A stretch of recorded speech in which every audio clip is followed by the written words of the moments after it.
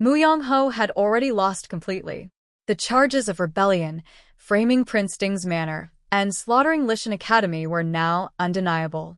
He knew he could not escape death, so his only way to take revenge before dying was to drive a wedge between Mo Xiu Yao and Ye Li, destroying the trust between them. He told Mo Xiu Yao that the person who lost the late emperor's edict years ago was Ye Li's mother. Ye Li had married into Prince Ding's manor only to atone for her mother's sin. Mo Xiu Yao believed Mu Yangho's words. The blow was too heavy. He coughed up blood and collapsed. After waking, he was trapped in suspicion. Even when Ye Li explained everything to him that night, he was already imprisoned by hatred and could no longer listen. With two complicated emotions tangled together, Mo Xiu Yao wrote the divorce letter. On one hand, he could not get past the hatred born from that bloody feud.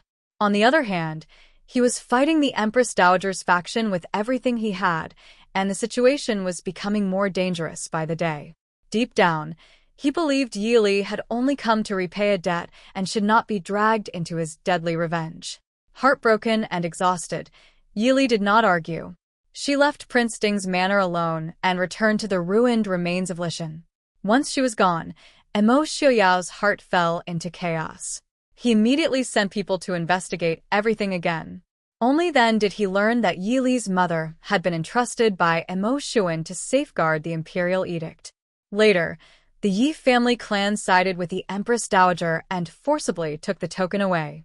Ye Li had kept it hidden not because she wanted to deceive Mo Xiu Yao, but because she did not want to tear open the wound he had carried for so many years. All this time, she had risked herself to treat the cold poison in his body. More than once, she had stood in front of danger for him. Her feelings for him had long since become sincere. When Mo Xiu Yao learned the whole truth, regret flooded him. His old illness and cold poison flared again, and his hair turned white overnight. He resigned from his position and went to Lishan. Facing Ye Li, who had endured the blood feud alone, he confessed his obsession, his suspicion, and the darkness in his heart. Only then did the knot between them finally begin to loosen. After that, the two returned to the capital together. In court, they cleared Prince Ding's manor of the injustice it had carried for years and brought down the Empress Dowager's faction. When all grievances finally settled, they left the conflicts of the court behind and stayed together in peace. In the First Jasmine, it was not until Mo Xiu Yao wrote the divorce letter that Ye Li understood how ruthless his resolve could be. It was crueler than poison. The sincerity hidden beneath that letter was something Ye Li realized far too late. That rainy night in the study, blood covered the floor. The explanation that had not yet been spoken was left hanging between them. In the end, Mo Xiu Yao still heard the answer Ye Li feared most. In prison, Mu Yangho's poisonous words pierced Mo Xiu Yao like a blade, striking directly into the deepest wound of his life. The late emperor's edict had been deceived away by Ye Li's mother. And Ye Li had married him. Was it truly because she loved him, or was it only because she wanted to atone? Mo Xiu Yao collapsed. The blood he coughed out stained his chest red, blurring the already fragile line between them. This is probably one of the most suffocating scenes in the whole drama. There is no fierce battle, no hysterical shouting. Just a few questions and one truth are enough to break a man who had never fallen on the battlefield. In truth, Ye Li's heart had already been stretched tight. When the two of them went to listen to storytelling together, the tale on stage was about a scholar and a young lady.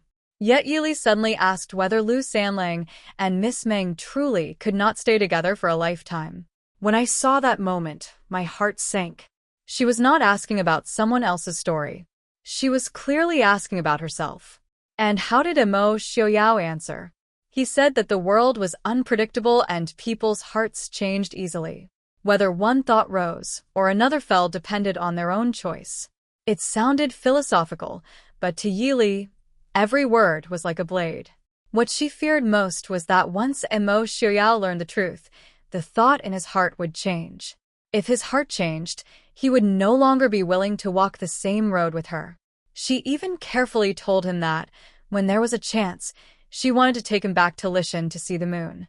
Lishan was the cleanest place in her heart, the place she most wanted to share with him. That was not merely about seeing the moon. It was a girl carrying a heavy secret, using the most romantic way she could think of to ask him for a future. But what had to come still came. Yangho was locked in prison. He knew he could no longer turn the situation around, yet he refused to die quietly. Before dying, he insisted on dragging this pair of ill-fated lovers down with him.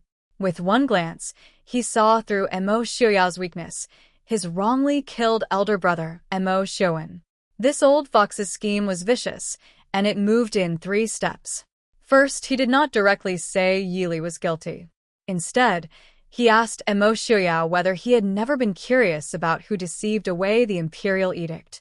With that single question, he dragged out the suspicion Mo Xiu Yao had never dared to touch. Second, he told him directly that the person who took it was a deceiver. In doing so, he erased all of Su Wanzhou's helplessness and hardship from that year and defined everything as malicious fraud. With that, he pushed Ye Li and her mother directly to the opposite side of Prince Ding's manor. Third, and most cruelly, he asked whether Ye Li had truly wanted to marry Mo Xiu Yao, or whether she had only felt guilty and wanted to compensate him. Did Yangho know the real truth? He did not care. He only needed Mo Xiu Yao to believe this version. He knew that for a man carrying a blood feud, the words guilt and atonement were deadlier than any sword. Mo Xiu Yao took the bait. He found Ye Li and asked her whether it had been her mother who deceived the imperial edict from his elder brother years ago. Ye Li answered yes. But her mother had not intentionally deceived him. Listen to how hopeless that conversation was. One person only wanted to hear the word no, while the other could only give him a pale and powerless but. Mo Xiu Yao then asked whether Ye Li had known about this matter from beginning to end. Ye Li answered yes again. Then came the final question. Mo Xiu Yao barely had the strength to finish it. He asked whether she had come to his side only to repay a debt. Before he could finish speaking, he collapsed to the ground and lost consciousness completely. Ye Li's desperate no never reached his ears. That is what makes the scene so painful. Ye Li admitted every deadly fact, yet she never had the chance to say the most important truth. Her sincerity. He thought he was asking for the truth, but from beginning to end, what he truly wanted to hear was only one sentence, that she loved him. Afterward, Mo Xiu Yao wrote the divorce letter. Many people scolded him for being heartless and for not trusting Ye Li. But to me, his ruthlessness at that moment looked more like a form of self-destruction disguised as protection. Think about it. At that time, he had already decided that the injustice against Prince Ding's manor was inseparable from the Yi family. The people he had to fight next were the Empress Dowager and Yangho. Every step ahead was a mountain of blades and a sea of fire. If he believed Ye Li did not love him and had only come to atone, then the only thing he could do was push her away. He burned the treasured ointment and wrote the divorce letter through tears. What he burned was his longing. What he wrote was his resolve. He thought letting go was a form of completion. But he did not know that for Ye Li, who had lived on revenge and treated his sincerity as her only light, this was the true disaster that shattered her world. In the end, Ye Li still took that divorce letter and returned to Lishan alone. She left with the unfinished sentence, that is not true, and with the promise that could never be fulfilled, to take him back to Lishan to see the moon. Looking back at everything, rather than saying Yangho's provocation destroyed this marriage, it is more accurate to say that both of them carried too much and neither dared to easily believe they were loved. Mo Xiu Yao did not believe he was worthy of sincere love. Ye Li did not dare accept happiness openly before the truth was revealed. One of them used pushing the other away as protection. The other used silent devotion as repayment. Their hearts were clearly so close, yet because of the grievances of the previous generation and their own silence, they were forced into 2 parallel paths.